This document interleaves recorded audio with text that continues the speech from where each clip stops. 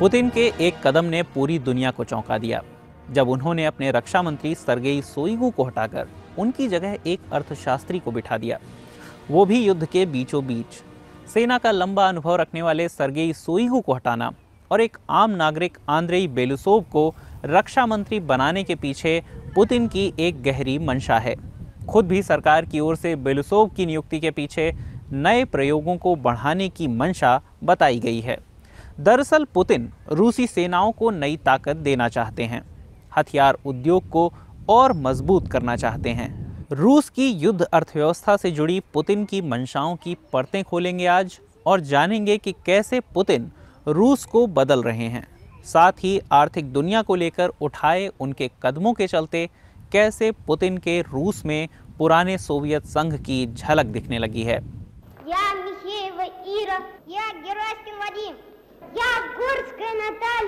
Soviet रूस में विचारधारा की ट्रेनिंग आम जिंदगी का हिस्सा थी। ये बात अब रूस में युवाओं की आधुनिक संस्थाओं में फिर से देखी जा सकती है। मॉस्कोविच जैसे कारों के पुराने ब्रांड वापस लौट रहे हैं और आज के रूस में सोवियत यूनियन की छाप बढ़ती देखी जा सकती है। सोवियत यूनियन के दौर की अच्छी बातें लोगों को रोज टीवी पर दिखाई जाती हैं। ये कितना मजबूत देश था और कैसी विश्व शक्ति था। लेकिन इतना ही नहीं, हम एक बड़ी समानता भी देख रहे हैं, जो है निवेश में जबरदस्त बढ़ोतरी, जिसे मैं मोटे तौर पर मिलिट्री और उद्योगों का गठजोड़ कहता हूं। ऐसे ही गठजोड़ के लिए बेलोसोव अहम हो जाते हैं। पूर्व प्रधानमंत्री रहे बेलोसोव के पास कोई सैन्य अनुभव नहीं है, लेकिन जैसा कि रूसी सरकार ने इशारा किया, वो अर्थव्यवस्था को सैन्य उद्योगों से जोड़ने में ज्यादा कारगर हो सकते हैं। और ये किसी अर्थव्यवस्था के लिए आम बात नहीं है और जानकारों को सोवियत दौर की अर्थव्यवस्था की याद दिलाती है। इस तरह से खपत में गिरावट और बढ़ती आर्थिक असमानता किसी भी सामान्य अर्थव्यवस्था के लिए अच्छी खबर नहीं होती। लेकिन पुतिन रूसी अर्थव्यवस्था को असामान्य अर्थव्यवस्था बना चुके हैं। ये एक युद्ध के दौर की अर्थव्यवस्था है जो युद्ध के दम पर फलती फूलती है। सामान्य अर्थव्यवस्था के तर्क इस पर ठीक नहीं बैठते।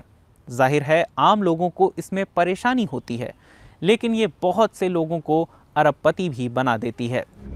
पुतिन ऐसे ही विकास को बढ़ावा दे रहे हैं और वो सोवियत यूनियन के पतन को मानते हैं 20वीं सदी की सबसे बड़ी भू राजनीतिक आपदा।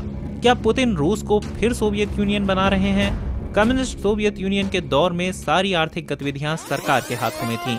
क्या, कहां और कितना बनेगा सरकार तय करती थी और कई चीजें आज भी ऐसी ही बनी हुई हैं।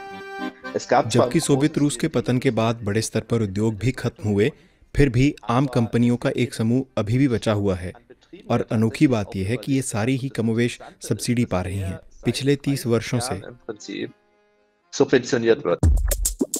सरकारी पैसे से उद्योगों को बचाए रखना सोवियत दौर में एक आम चलन था। अगर आप आज बिजनेस करना चाहते हैं तो आपको पुतिन सरकार के साथ अच्छे संबंध रखने होंगे, वरना आप असफल ही रहेंगे। रूस में हाल ये है कि कंपनी पर सरकारी नियंत्रण करने के लिए उसका राष्ट्रीयकरण जरूरी नहीं है। मसलन वो प्राइवेट कंपनियों में खुफिया सेवा के लोगों को रखने पर विचार कर चुके हैं। रूस जैसे जैसे निरंकुश हुआ है, प्राइवेट कंपनियों पर दबाव बहुत ज्यादा बढ़ गया है।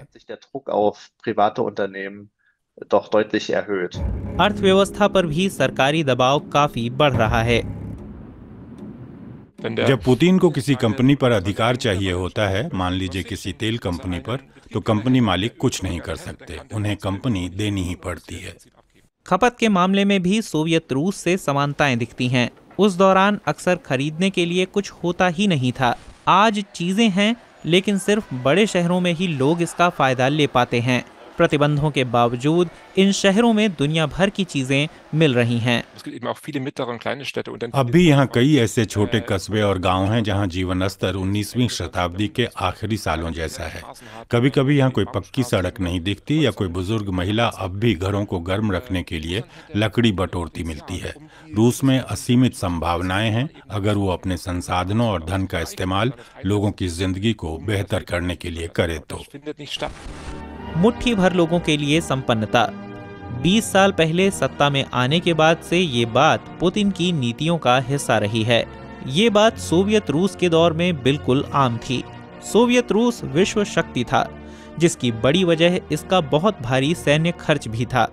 पुतिन ने भी यूक्रेन युद्ध के चलते ऐसे खर्च को बढ़ा रखा है। हम ऐसी समानता भी देख रहे हैं।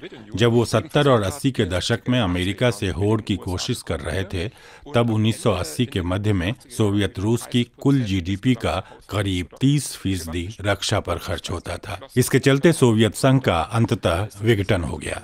अभी रूस उस स्तर पर नहीं पहुंचा है, लेकिन पुतिन भी उसी दिशा में जा रहे हैं। दवा उद्योग जैसे भविष्योन्मुखी दूसरे सेक्टरों में निवेश को बहुत ज्यादा नजरअंदाज किया जा रहा है, बिल्कुल सोवियत संघ के अंतिम दिनों की तरह। जबकि यूक्रेन युद्ध से पहले इसके कई सेक्टर में रूस अग्रणी हुआ करता था। अब ऐसा नहीं है। रूस को तेल और गैस के बाद के दौर के लिए टेक्नोलॉजी में निवेश करना चाहिए। ऐसा बिल्कुल भी नहीं हो रहा। जो भी पैसा आ रहा है उसका इस्तेमाल सीधे युद्ध लड़ने के लिए किया जा रहा है। ये छोटे दौर में तो काम आ सकता है, लेकिन दूरगामी स्तर पर देश का आर्थिक भविष्य बर्बाद हो रहा है। तो क्या रूस का वैसा ही आर्थिक पतन निश्चित है जैसा सोवियत संघ का हुआ था? जहां तक मुझे लगता है, सत्ता किसी आर्थिक उठापटक से नहीं ढह जाएगी। आप अभी ऐसे ही सिस्टम में जीते रह सकते हैं अगर आपके पास ऐसी चीजें हों जो स्थिरता बनाए रखें, जैसे पूरी तरह सरकारी नियंत्रण वाला मीडिया, मजबूत आंतरिक पुलिस बल और सेना। तब ऐसे ही काम चलता रह सकता है। पुतिन के दौर का रूस भले ही औपचारिक तौर पर पूंजीवादी हो, लेकिन इस पर सोवियत संघ की स्पष्ट छाप दिखती है और पुतिन शाही का अंत अभी दूर दूर तक नहीं दिखता। जैसा कि जानकारों ने कहा कि अभी रूस को कोई बहुत बड़ा आर्थिक खतरा नहीं है। बात सिर्फ ये है कि अभी के हालात में रूस का चौमुखी विकास नहीं हो सकता और आम लोग इसमें परेशान हो रहे हैं। लेकिन देश के तौर पर अभी रूस खतरे में नहीं है।